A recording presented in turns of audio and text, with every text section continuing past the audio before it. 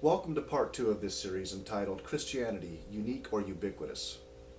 The first part of the series, if you've watched it, if not, I suggest you watch that before watching this, was dedicated towards exploring the issue of the historicity of the Zeitgeist and the God that wasn't there claim that Christ really wasn't a person in history. He was rather an amalgamation of other myths that predated him. We concluded that series, if you remember correctly, understanding that the myths in question, with the exception of two, actually did not predate Christ in a Christ-like form. They only looked like Christ or were similar to the Christian myth after the time of Christ, which of course implies that the borrowing was not from paganism to Christianity, but rather from Christianity to paganism. The two myths that do not fall into that particular timeline were the Osiris-Horus myths, and of course you have to add Isis in there as well. I did not cover a great array of things that are involved with that particular myth for need of time, basically. If you want to know more about those particular myths and how they don't fit the Christ archetype, please go watch a video series, a 10-part series entitled Zeitgeist Refuted, which goes into far greater detail than I went into regarding the history. Now, regarding the second part of this series, I'm going to try very hard not to make this a 3-part series, but this is a very detailed subject, and it might be necessary for me to do that. Of course, I'll look foolish if it ends up being 2 parts and you seeing this on video prior to the third part. The second part, as promised, is going to be an exploration of the thesis that even were all those true, how damning would that really be to Christianity or to the Christian myth? I submit to you the only damage that could be done to Christianity via this line of argumentation is one through interpretation. You can interpret the similarities or the parallels, which there's really no causation at all. All we have is correlation. To jump to causation is a dubious leap indeed. Now, you can damage Christianity by trying to submit that Christ never existed, or this is a copied version of paganism, a warmed over type of Mithra worship. You can harm Christianity in that way through that interpretation. However, I submit to you that that interpretation is an incorrect and fallacious interpretation.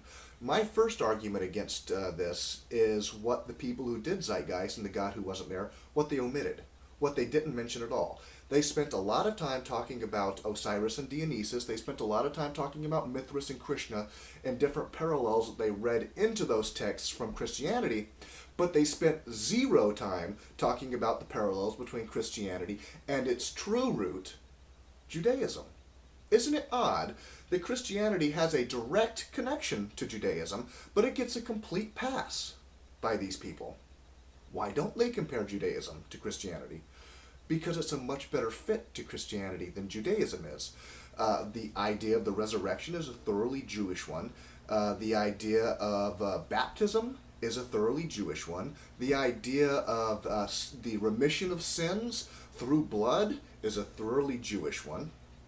The connection between Christianity to Judaism is far more advanced, far more connective than the connections between Christianity and the pagan religions. Not only that, but in a historical, you can see my cat right there.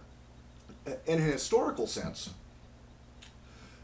think about who these early Christians who are pre-Pauline Christians, before Paul came on the scene and began ministering to Gentiles, who these Christians or these Jewish, these Messianic Jews were trying to convince of their particular story. At this time, early Christianity, the Christians themselves were going to synagogue with the other Jews. There was no distinction other than the people who took Christ as the Messiah believed that the Messiah had come and had fulfilled Jewish scriptures.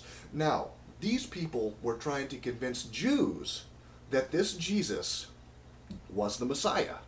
Now, what's the singularly worst thing you could do as someone trying to promulgate an idea among Jews as to which religion or which theology to follow?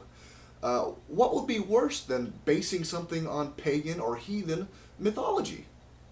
There would be nothing worse. The Jews would dismiss that out of hand. You'd be laughed out of town. I mean, you'd get stoned even worse than the early Christian martyrs were stoned.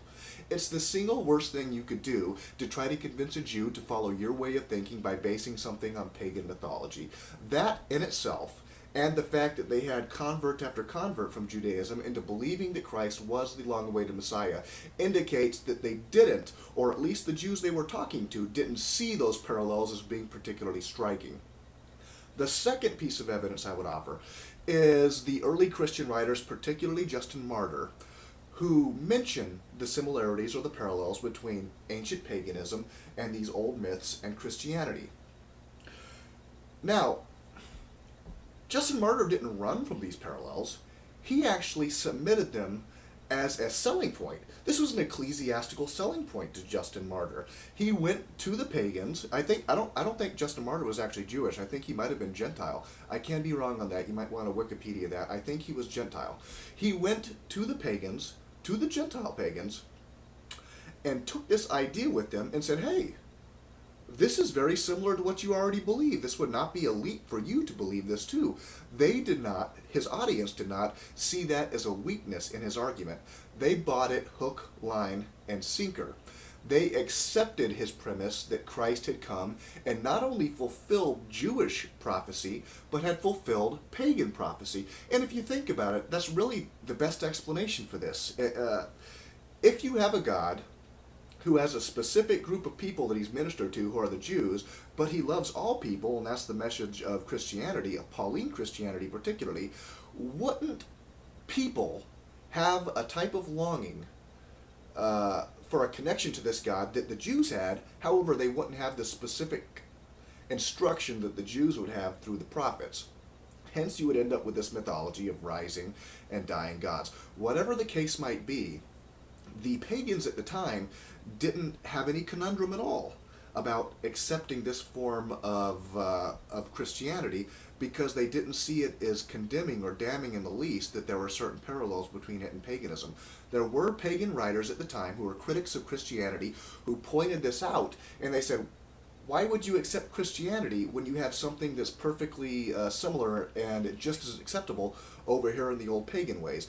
None of them actually tried to invalidate Christianity by showing the parallels. They only tried to give the pagans who were currently pagan and who were thinking about converting to Christianity a reason to not jump theological ship. One last thing to think about here regarding this particular subject, the subject of Zeitgeist and the subject of the copycat thesis is what the overarching theory here is called.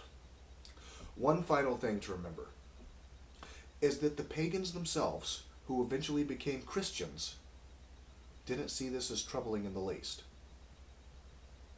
In fact, just last night I was reading Bullfinch's Mythology. This is a fantastic book for anybody who wants to go to a half-price bookstore and pick it up. And I just stumbled upon this, and this is really the crux of the argument here. Let me read this passage to you. It's about a poem called Pan is Dead. Now, Pan, you might recall, is the Greek god of the woods. He was the master of the nymphs and of the spirits and the fairies and things that lived in the woods and all woodland creatures. Pan became bigger than just that, though. If you recall, or if you know, the word pan now means all. So you have pantheism, you have pan-Asianism, you have pan-America. You have all kinds of pans to represent all of a particular thing. Pantheism, it's all theisms in one. Pan became recognizable to the Greeks and the pagans as representative of all pagan mythology. Now, the poem Pan is Dead is very specifically about the death of Greek paganism. Let me read this to you really quick because I think this is illuminating. This is from, again, Bullfinch's Mythology. It said, "These lines are founded on an early Christian tradition that when the heavenly host told the shepherds at Bethlehem of the birth of Christ, a deep groan heard through all the isles of Greece told that the great Pan was dead, and that all the royalty of Olympus was dethroned, and the several deities were sent wandering in cold and darkness. So Milton," of course Milton being the guy who wrote Paradise Lost, probably the greatest poem ever written, wrote in his hymn on the Nativity, "The lonely mountain o'er, and the resounding shore, a voice of weeping heard loud in lament from haunting spring and dale. Edged with poplar pale, the parting genius is with sighing sent, with flower and woven tresses torn, the nymphs in twilight shade of tangled thickets mourn." Essentially, what I'm reading out of this, The pagans accepted this Christ myth, and with the acceptance of this Christ myth, those old pagan myths sort of went away. Why would they go away? Because they were fulfilled by Christianity. They were fulfilled by Christianity in the same way that Jewish myth and tradition was fulfilled by Christianity. Why? Because Christianity, as noted by C.S. Lewis, is the true myth. Christianity is the myth that solidifies all other myth. Christianity is the myth that helps us to make sense of all the pagan myths that came before us. And the pagans at that time understood this. They knew that there was this shade of gradation, this shadowland, if you will, that was where the pagan myths originated. And then there was this light of truth that came from Christianity. Essentially, we have old myth and we have myth made fact by God intervening on behalf of humans, pardon me, and in human form.